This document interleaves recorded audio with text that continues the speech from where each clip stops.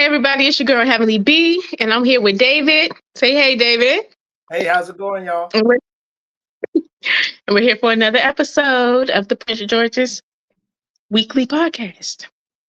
So we are going to be talking a little bit about this podcast I watched with it was the Shannon Sharp podcast. What's this podcast called? Club You Shay Shay. remember? Club Shay Club Shay. Shay Shay. That's terrible. Duh. I'm getting old. My birthday Monday. I'm getting old. Auntie don't even know the name of shows no more. But Club Shay Shay. Okay. And Damon Wayans was on there. And so I thought it was a really, really good episode. It was 2 hours long. So I was just telling David that part of it. And I'm just finally beginning to swallow the pill. And I also want to give him the pills to swallow that says that we are dated in our mindset around podcasting because all the podcasts are long as hell now. So RIP to our old mindset. Because we can't say that it's too long when it's working. The people are recording 2-hour podcasts because people are listening. People are streaming, people are sharing, and money is being made. 2 hours is the same amount of time as a movie. You can watch a whole feature film in 2 hours. Yeah. And they decide to make a whole feature podcast. So did you take your pill, David? Okay, good. Listen, I guess we can officially swallow it together. and Dale, this is for you. No more 30 Dale, minutes. we got stuff for you too.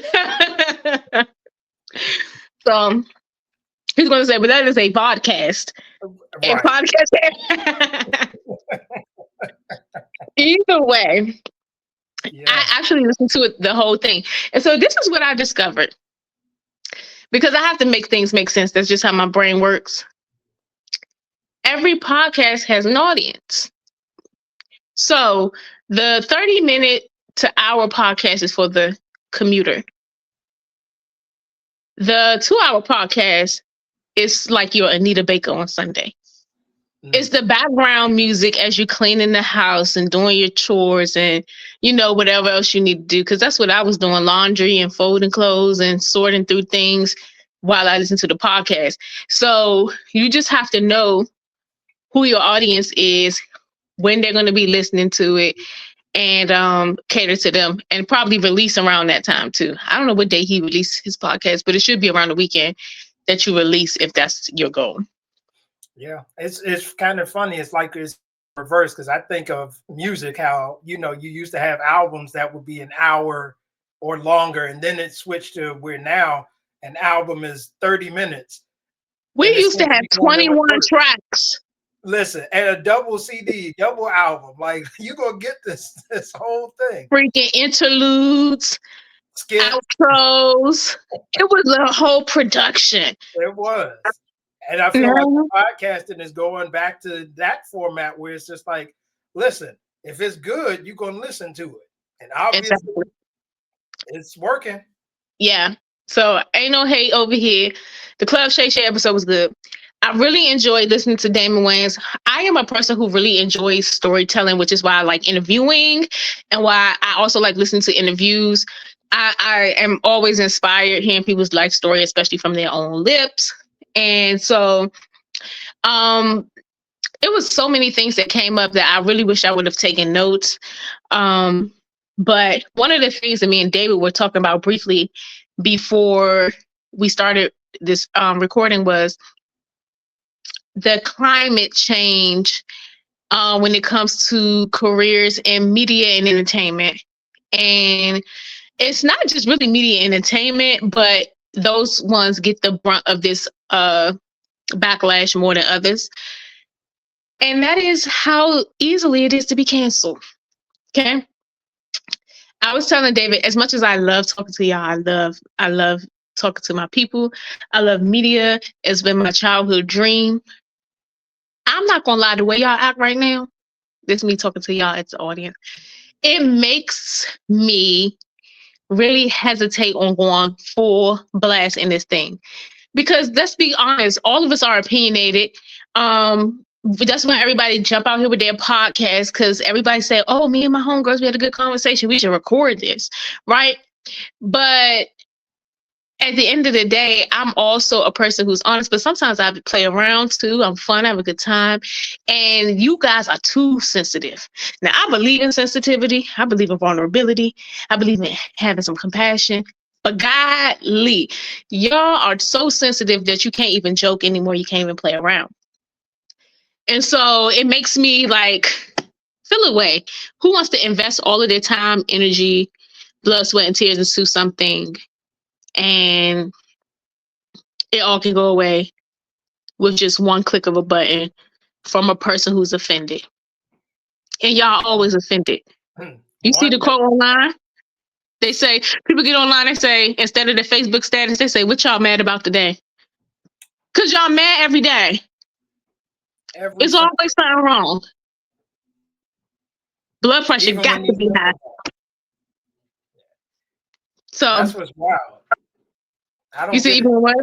I said it's wild because you can be ruined from a comment from somebody you may have never met or may never meet, who's 30,000 miles away just because they didn't like what you said. And Now I you're don't, done. right. And I don't want to be apologizing all the time. You like some of the celebrities, you see celebrities apologizing every week. You think, oh, I'm sorry. They're not sorry. They need their money. Mhm. They said, what do I have to do? As their publicist, what do I have to do so that this can go away and I can get back to the bag? Yeah, man.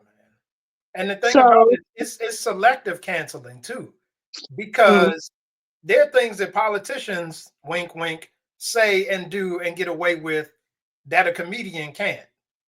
And and they that's what serious I was saying. in That's why real I life. said, exactly. And that's why I said the entertainers and the media people are the ones who really suffer.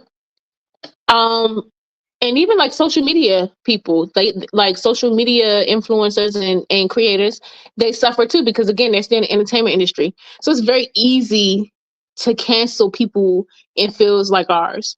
But yeah, politicians not that easy, to really cancel them. Their positions are government appointed after people vote for them and they ain't losing it. So you can cancel them all you want to. Their check's still about to come. Okay. Yeah. Um, but Damon Wayans was speaking about that. Shannon Brown was like, "You're too talented. You're still quick with it. You know, you should do stand up still." And he was saying that Dave Chappelle was like kind of trying to tell him the same thing, but he's like, "Nah, I'd rather not. Like the world too sensitive now." He's like, "We used to can joke about anything. Now it's so many things off limits. Or even if you do um joke about it, it's a way you have to frame it now where it's softer." And he's like, I don't want to do that. Like he used the example of, again, he wants to go on stage and say, I hate my wife, like as a starter, right? That's shock value. Of course, it ends with a punchline, but he wants to be able to still go with something like that. But instead, now you got to frame it like, I just don't understand women. Like, and then make the story kind of ease into the punchline. And he's like, I'm just not with it. I like to do comedy the way I like to do comedy. That was the whole beauty of being a comedian, was how raw it is and how honest it is. And it's supposed to make light of your pain. So you're supposed to talk about painful things, uncomfortable things, and make it funny, you know? Yeah. And so I really agree. It's like, okay. So it's not just me. I'm not a comedian, but it's not just me who feels like the world kind of is to the point now where it shuts you up. Like nobody's honest anymore because it's not safe to be honest anymore. Yeah. You know, um, he been in the game a real long time, and he's saying like, I don't even want to do this. So I'm like, who's little old me? It's um, real. it's crazy.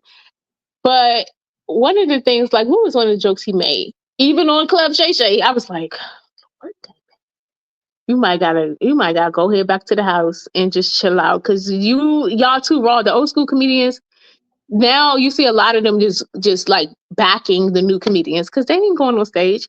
They asked Damon Wayans about what's the boy that was on that Orlando. so Orlando. Orlando. Mm-hmm. Damon's response was, I haven't talked to him. What he said, I touched him. Right. Do you know? I'm like, okay, he's skimming the line. These people going to take that and And say, that oh, he's part, making light of sexual assault and he's making jokes around. It's like, that one clip is what they're going to loop over and over and over on social media, and then it'll be awesome. Damon Wayans, was he really touching him? And blah blah right, blah. right, exactly, or make something out of nothing. So it's like this world, this world is different. It But his whole interview, I thought was interesting. Even when he described his family, his upbringing, um, how bad he was. I was never imagined that Damon was the bad one. Like he didn't give me the bad one energy. Yeah, people might think it would have been Marlon or somebody. Right. He was like, he was terrible. He got kicked out of school. He went to an alternative school. I think he got kicked out of the alternative school too. He was just off the hook. So basically, his brother, that opportunity that he gave him really saved his life. Um, because he was on his way to the gutter, to jail or somewhere. So he was talking about even his parents and his father and the upbringing and how strict his father was. He said his mom she was a doozy too. Said they basically, his mother basically cussed the father out so much they thought his name was Mother Effer. But he was like, one of the best things he did that his father did was his father stayed. And it's just so interesting how people perceive things. Because to some people they would say, no, best thing Daddy could have did is got out of there because home was toxic. Mhm. But they were like, we were in the hood. We had one thing that most people didn't have, and that's we had our mother and our father in the house. And they said the mother loved them and she was, loving. She used to sit there and watch them play and all that stuff. But she also was carrying that weight of having her dreams basically gone because she got 10 kids in this house. And here you are, and you coming here with this money, with no money. You working hard, but you ain't got no real money, and you can't even afford to give her the lifestyle that she feels like she's supposed to have or deserve, or the dreams that she gave up. It's not, it's not replacing that or making this softer. Mhm. And so she was mad a lot with him. But he came up in that house, they said, every day, and they didn't talk about any physical abuse with him and stuff like that for her. But he But used to beat their tails for them. real bad. Real bad. And it's so funny just to see how they can even find humor in that, appreciation in that. They was laughing like Daddy used to tear our ass up. Yeah. This is, how everybody be now be like, I was abused. Physical abuse, child abuse. I mean, listen, I didn't get a whole lot of the beatings because I just didn't do nothing to really deserve them. You was gonna have to really find a reason, but I got some, and I don't, to this day. I'm not resentful at all. No, I'm glad I got them because it saved Mhm. me from getting some other stuff. Like, And when I see these kids working where I work, mm, I started to be more thankful for mine too. Because I ain't gonna say I was thankful for them, but I wasn't mad either. I'm just like, I always say I would take the approach with my children. I'm not saying you ain't gonna get no beating, but I'm saying I'm gonna try to talk to you first, see yeah, what's yeah, going give on an with you. instruction. Yeah. Yeah, see what's going on with you. But some of these kids now, I see why the parents sometimes don't even want to see what's going on with you. Pop, pop, sit down, and Listen, that's it. mm-mm. One thing I ain't never gonna bring no child into this world that I'm gonna be scared of. That ain't gonna happen. I Yeah, don't care who in charge of the Oval Office. I don't care what society say. Listen here, you under my roof. I ain't scared of and you gonna and you're gonna get disciplined in whatever. Like I'm not, even if I decide not to beat you, there will be some form of discipline you. Yeah. in this house. And if you feel like you can't handle it, then go ahead and let them CPS people take you. Uh-huh. Cause you now do what you want to do here. I was at work today. I'm teaching the kids their lesson, and a part of it's hands on, so they're doing their hands on portion. Even us, even the black people is slacking. We not raising our kids the same. We used to can say, "Oh, black people don't play." Yeah, I nah. was raised. I was raised by a black mama. I got my butt beat. I was raised by a black mama. She gave me the look. I'm walking them, and I hear cursing. Now I look up. It's one of my students. I say, she said, "Damn." You know, okay, it's one of the milder curse words. Don't say none of them in my classroom. But okay, cool. Don't say it no more. Watch your mouth. That's what I hit him with. She gonna say, "I don't understand why we can't say damn." Now I'm about to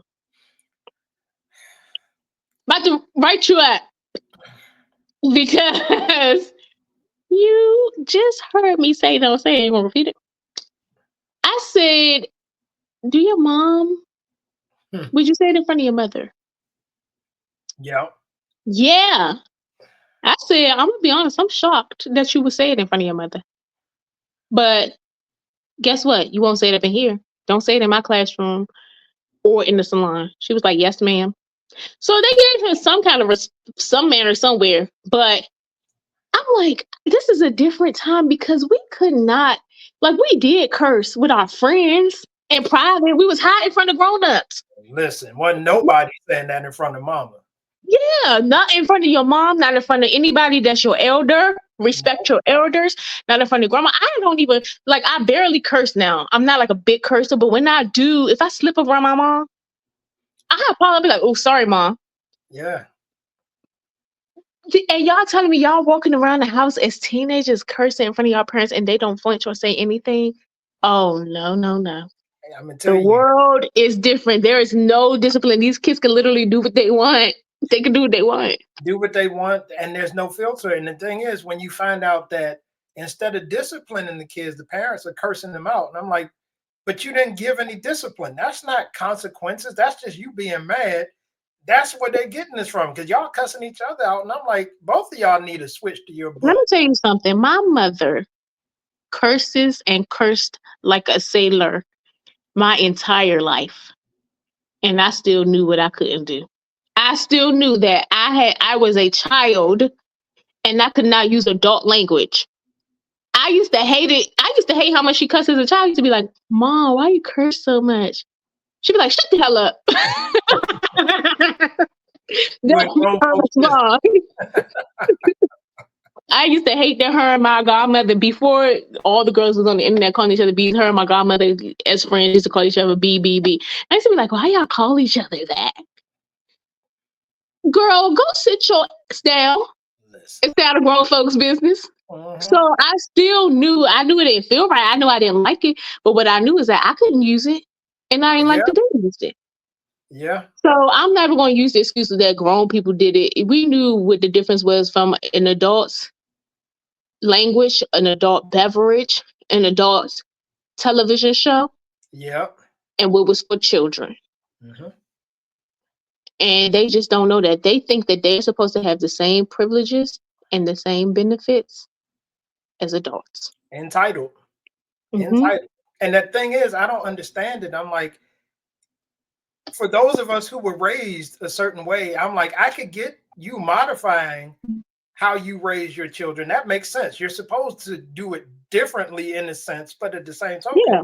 to go from I was disciplined to now I don't want to do nothing to make my child upset.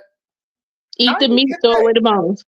I don't know how they got there, but I said, my poor babies, when they come, I hope they're not comparing themselves to their friends. Because if they are, they're going to be so sad. If they don't, they're going to be so happy. It Hmm. just depends on that comparison thing, because mommy and daddy don't play. Listen, See, they don't have a soft parent and the hard parent in this house. amen. Both of us don't play. So Listen here. And if you think you're gonna get over on me, I'm gonna send you right back over to her. I'm trying to tell you, I think that I'm probably going to be even harder to get over on because my husband has lived. I thought I was a good child. My mama would even say I was a good child, but he make me look like I was a bad child. That's how good he was. So I might can catch things a little Mm, quicker than him because I done already did it. Yep. So in the middle of the day, I might be the one popping up at the house to see who all over there. Mm-hmm. Whereas he Yep. probably won't even think to even come and check in the middle of the day Yeah. because he has never, you know, Yeah. had nobody over the house that wasn't supposed to be there. Oh yeah. I would know. Let me go see what they doing. Mm-hmm. Oh, we watching a movie. Great. What was What that? we watching? Are you supposed to be here watching a movie or at school? Oh, how about we start there? Let me call your You parents know, and inform them of your whereabouts and let them know that you headed back to your had house. them, had them kids so scared that they won't play because they'll never know when mama's showing up. Mm-hmm. Yep. And I ain't showing up just to be awkward. I'm showing up to break it up. And light it up. Light it up. They was like, Mom, ever crazy. It's not safe for you here. hmm We So safe yes, I at want my kids school. to have a healthy fear of me, like Good. Damon and them had of their daddy. If it's done properly, it turns into a respect. Like Yes. at the end of the day, that's one of the things that's just lacking. People don't respect anyone anymore because they haven't had anything to fear, so to speak. Like, And that's what I feel like. They're not scared of their parents. no, They no. not. If you was to tell me you was gonna call my mother in school, I swear I have a breakdown before you even call her. I'm having a breakdown to the point they might think I get abused at home. Like, don't call her. These kids, you tell me to call your mother, they're like, okay. I'll call her. The parents are not showing that. So it's just interesting. I love how they perceive that discipline though from their father. Did they like it at the time? No, but they laugh about it now. They appreciate them and they love them. I found another thing interesting too that Damon was making a joke about his brother, his oldest brother, because everybody thinks that Kenan is the oldest because he takes on the nature of the oldest. He's the second oldest, and he was the good child, the disciplined one, the trailblazer. But they have an older brother. I can't remember his name, but they say he cuckoo. Mhm. But Damon say crazy straight up. Again, another one crossing line. He's like, yeah, my brother crazy. Like he's crazy. But it worked for the family because everybody was scared of him in the neighborhood because he's literally crazy. Like it was like he said he fought this boy every single day. He told the boy, I'm gonna fight you every day until I beat your ass. And every time I see you, he's like, and literally, he said my brother kept losing, but he every time he seen that dude, he would fight him. So the dude could be walking to the store and turn the corner, and my brother see him, they gotta fight. They gotta fight. He said, so what it did was it made everybody in the neighborhood scared of us because they knew my brother was crazy, but he crazy, and that's what he kept saying. I was like, oh, You can't this say one, this go back in. In this day and age, then just go back in the house in your rocking chair that. and enjoy your money because these people are crazy out here. They're gonna try to catch you after this interview. But it was a Yeah. very good, very solid grown up interview talking about real stuff. He talked about his health, his diabetes diagnosis, him having a brain surgery, things that you wouldn't even know that he had experienced. Yeah. And he's 65 years old now, chilling. He Looking talked good about too. looking great. He talked about how he messed up his marriage, trying to even made a joke about that. Did you see that little joke? Made Yeah. it funny.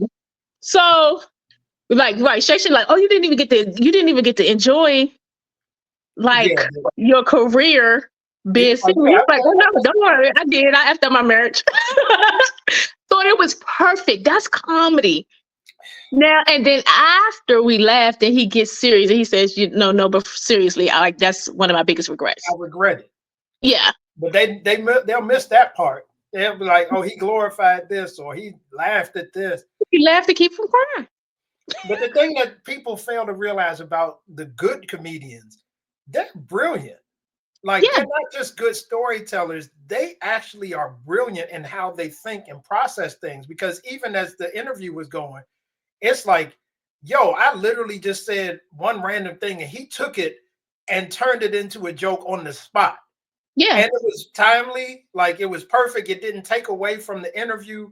And it wasn't like he was trying so hard to be funny. He was just like, this is just how he processes. And I'm like, this is what we're missing out on in true art, because art is supposed to be honest. Yes. It imitates life, as they say. But now it's like America is the biggest censoring nation ever, where it's Yes. just like, I don't understand. We fight for freedom of speech so much, as they say, but then when you use it, now it's a problem. And you're right. I'm glad you said something about America because this is not worldwide. Because my husband, I'm like, Lord, he is to me. I always say he reminds me of what Black America kind of used to look like in a sense, like our Southern roots. Mm. How the grandma and the grandpa say anything that they think and don't give a damn what you feel about it because it's the truth. Yep. He gonna say it, and he's not a harsh or cruel person, thank God, but he is a very honest person. So Yep. I'm like, stuff that we have tried to find ways to say in a politically correct way here, they haven't got there yet. They haven't adopted that yet. So Mm. even like if you talk about things like, let's say, with something that's sensitive now that was taboo in our community, but now, okay, we just go back to what we was talking about, like mental illness or something, and you say something like, now we'll say they're sick or they're going through something. Back in the day, we used to say, that child's special. Mm. Touched. Oh, Yeah. touch. Uncle Roy crazy as hell. You Listen. know, it's like they still have that energy where they'll say that like an old Southern grandma or grandpa. People like in other countries, like I'll say in Nigeria where he's from, like they just gonna say it. Here you can't use that word. You can't say that. The term He has is bipolar disorder. listen here. I still have some older Southern family members who at this point, it's like, hey, I'm gonna say this is what I said. They don't care. They don't. They don't Like, care. you ain't going, I what, you love gonna that. mess with the South? That's the most liberal. That's my favorite part about aging. You do care less and less. Yeah. Because I do care less and less. I still care though, Mm. but I care less and less. And the funny part I always say about me is I care, but not to the point where I ain't gonna say it. So not to the point where you're going to shut me up, but I do think about it a little bit, like, I can reflect. yeah, yeah. Yeah, man.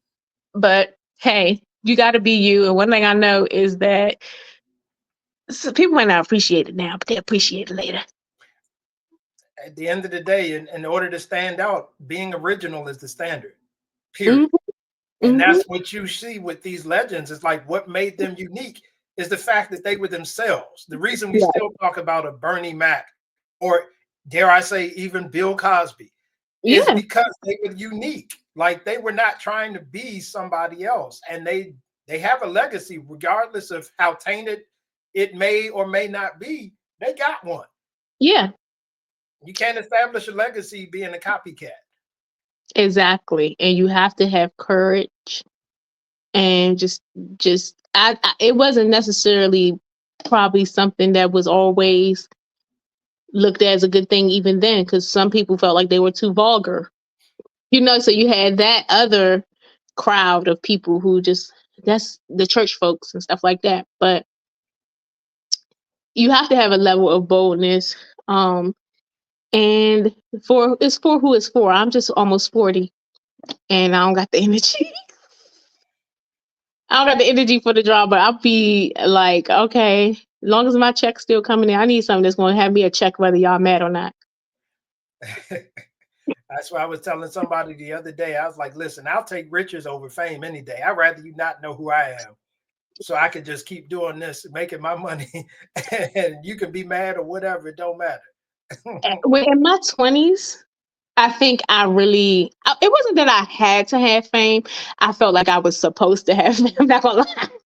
I am one of the people that felt like I was born a star, right? Mhm. Like that's how I felt in my 20s. Like I'm supposed to do something big in this world. And media, I felt like was my thing. Um, and I felt like I wanted the fame and the riches. And then I remember as I got older, I started saying, you know what?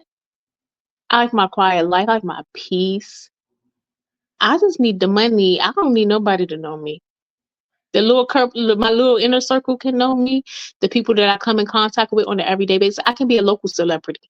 I'm even cool with being locally known. I don't Yeah. need the world to know me. Like, Mhm. so just give me my money. Give me all of Yeah. it. But who knows? You never know, David. I might still blow up by accident because I feel why do I keep getting visions? And trust me when I say this one particular thing, I be trying to fight. But why I be thinking I'm gonna be on a reality show? Hmm. And I don't want to get on a reality show per se. I'm not gonna say never. You can never say never. But I don't like how first of all, I don't want to argue with people. I don't even like argue with people in regular life. I'm not if I argue with you in real life, I'm probably never going to talk to you again if it's something deep. These reality shows want you to go and have lunch with them and talk about the argument. I'm not doing it. They're going to kick me off after season one. They're going to try to dig up dirt on me, pull up my old tweets. Then they're going to be trying to come for my marriage because you know you got to do that too. Like, Yeah. like, yeah, I don't want to do it, but for some reason I keep on getting little glimpses, and I'll just try to erase it out of my mind. Like that, I might be on reality TV at some point. Listen, if it comes, got to make sure you're ready for it when it gets here. If it comes, you're gonna remember this interview and be like, "Well, God, dog, that girl did say she had visions." Dude, that would be awesome. Hey, yo, they got any behind the scenes work that I could do? No, I'm like, get on the screen, nah, Jack, come on over. Like, We what coming is up to y'all y'all getting? house for lunch. You know how they gotta set up the scene. Right. I'm like, man, do we have to have cameras though? Yes, bring the cameras in. The kids will be teenagers by then, probably be entertaining in their own right. Right. Like, that'd be wild, man. But the thing is, you know, I would say whenever whatever happens, as long as you yourself out tune in, don't be Hey, fooling okay, that's right. faking for these folks, man. You know, You know I ain't. I'll be right on there talking my trash. I think I now with my personality, that's one area of entertainment that it would do well in is reality TV. They're going to love me or they're going to hate me, but I'm gonna still get my checks. listen here, be smiling all the way to the bank. Maybe Mm-hmm. you The villain hesitate. be the top paid. The villain be the top paid. so, hmm Yeah, man. so I don't know what this podcast was about, but I think it was just about us talking about cancel culture. Okay. Essentially, the Club Yeah. Shay Shay interview was good. I need to finish the rest of it, but from what I saw, I mean, I'm impressed by Damon. I'm glad that Shannon let Damon talk because Yeah. sometimes I've seen some interviews where he doesn't always let them talk as Mm. much. But Let's talk now, about that. 2 hours, like you get enough time to say what you need to say. Since this is a critiquing podcast, let's end it with the critique. One thing I don't like about Shannon is I think he has a nervous laugh. Mm. So I understood watching this podcast when comedians say that people always think that it's joke time with them, even when they're being serious. Because some of the most serious things that was said in a podcast, he'll I'm like, he is not telling a joke right now. He's dead serious. This is a serious situation, and you're laughing. And you're laughing. You laughing because he's a comedian, and you think everything he says has a punchline following it, or are you laughing because that's how you deal with tough topics in your real life, not just on the show, but in your real life too? Is that you laugh to keep from crying? You know, so that's the only thing I think I don't like about his interview style is that all he do is giggle and sometimes it's fun, but sometimes it's like, no, this wasn't like a punchline. This don't have a punchline following it. Like this, I'm serious. Like my mother really is sick. Like, cause you could say something like your mother's sick. He'd be like, huh? Like, hold up. You think that's funny? I So, didn't laugh though. Like, if I didn't laugh, you shouldn't be laughing. yeah. So Yeah. maybe I done rolled on over to the sensitive side of so that I saw everybody else there. But that's what I felt. My only critique with his interview style is like, stop laughing at everything. Let's laugh at the stuff that's funny so that it looks like a genuine laugh, Yeah. right? I can So see what you mean by that. Like, I mean, it ain't enough to get them canceled, but you no. know, I think I do. One thing I do like is, again, like we've spoken about before, people feel free to talk to him.